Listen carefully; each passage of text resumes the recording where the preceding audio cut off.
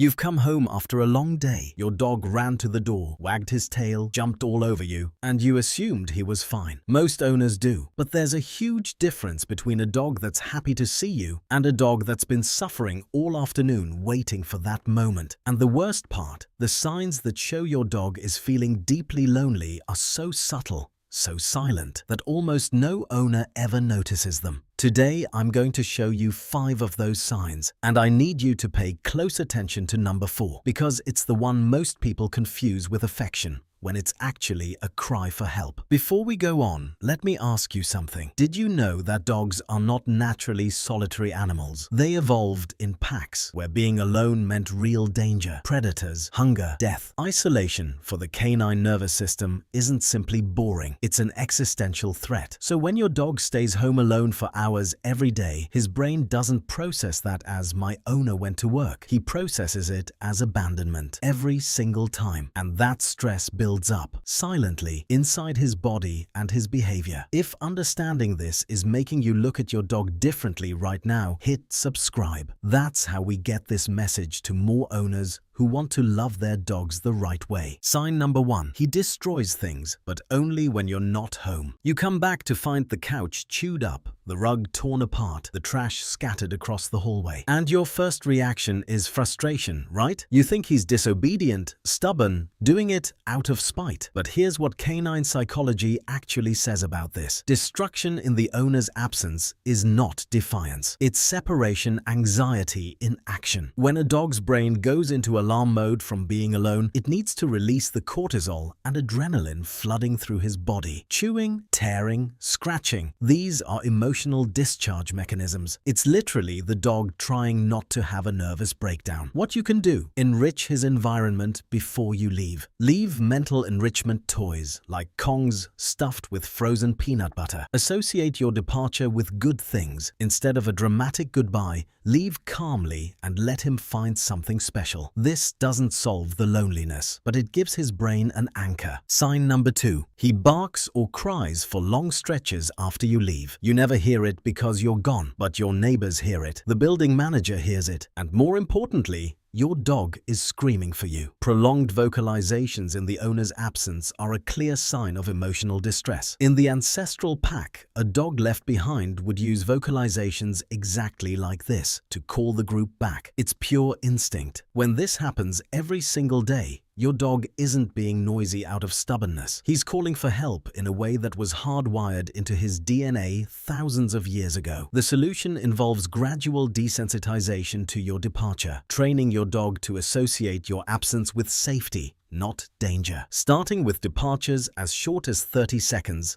and building up slowly. This process requires patience, but it literally rewires his nervous system's alarm response. Sign number 3. He lost interest in playing, and you thought he was just maturing. This is one of the most silent and most overlooked signs of all. You come home with his favorite ball, toss it on the floor, and he just sniffs it, looks at you, and walks away to lie down in a corner. And you think, oh, he's getting calmer, more grown up. But anhedonia, the loss of interest in pleasurable activities, is one of the most well-recognized clinical signs of depression in dogs. Yes, dogs develop depression, and chronic loneliness is one of the leading causes. The brain of a dog who spends hours alone every day begins to adapt to that reality by lowering its baseline dopamine levels. It's as if the reward system has learned that there's no point in expecting anything good, and so nothing, not the ball, not the call to go for a walk, produces the same enthusiasm as before. If your dog has become apathetic, don't assume it's age or personality. Look at his routine. How many hours does he spend alone? When was the last time you played with him for more than 5 minutes? Sign number 4. He follows you everywhere inside the house, including to the bathroom. And here's the sign that almost every owner gets completely wrong. My dog loves me so much. He can't go a single second without me. So cute. I hear this all the time, and I get it. It really is endearing. But when this behavior is constant, when the dog panics if you close a door, when he goes on high alert every time you pick up your bag or your keys,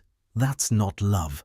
That's emotional dependency born from insecurity. Hyper-attached dogs are dogs that, at some point, came to feel that losing sight of their owner was a real threat.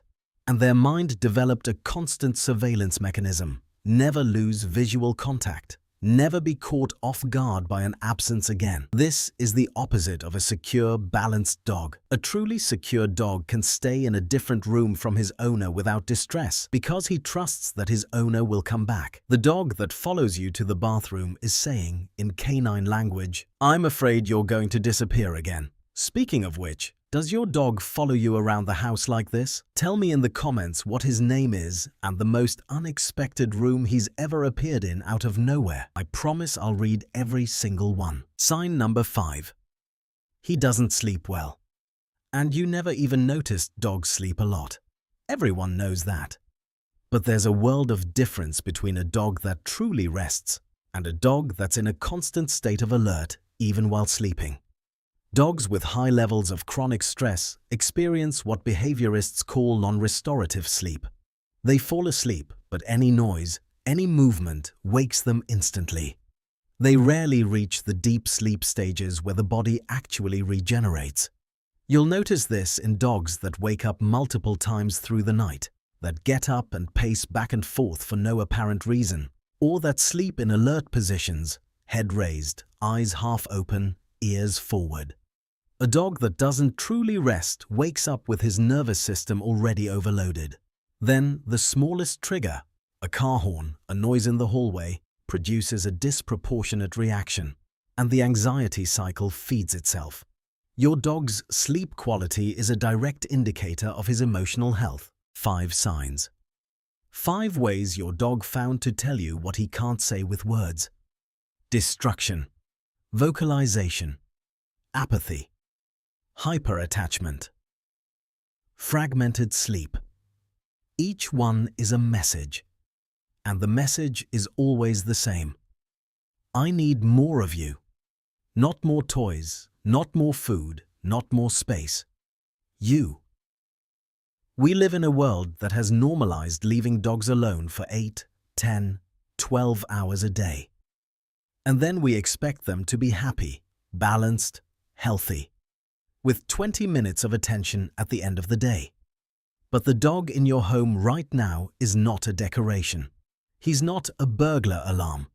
He's a being that feels abandonment as deeply as any social creature can. And he chose you.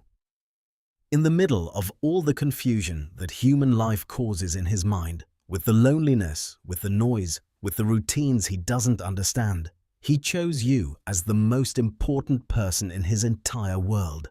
The question that remains is, what are you going to do with that?